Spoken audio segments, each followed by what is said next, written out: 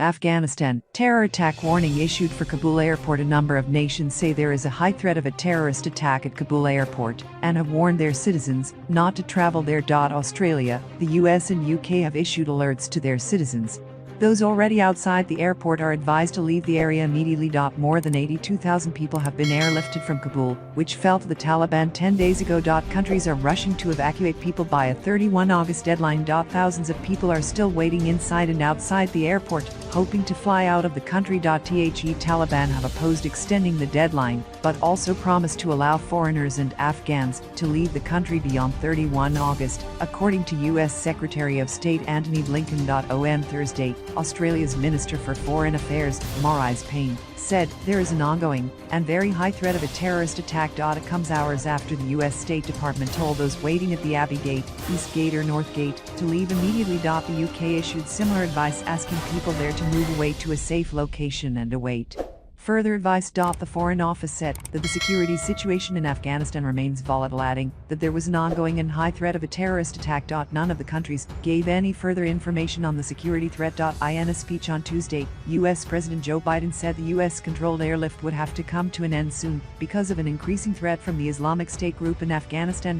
Where will all the Afghan refugees go? The plane hit the tower, and all our lives changed. Wednesday's events as they happened. About 19,000 people have been evacuated on U.S.-organized flights in the past 24 hours, Mr. Blinken said on Wednesday, with airlifts stepped up in recent days amid scenes of chaos.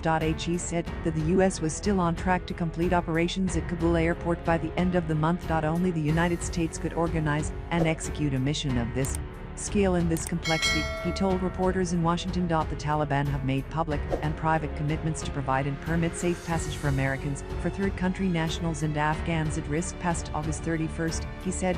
He added that the U.S. would help those who wanted to leave Afghanistan, not just during the duration of our evacuation and relocation mission, but every day thereafter. Up to 1,500 U.S. nationals could still be in the country, and the administration was making exhaustive efforts to trace them, the Secretary of State said.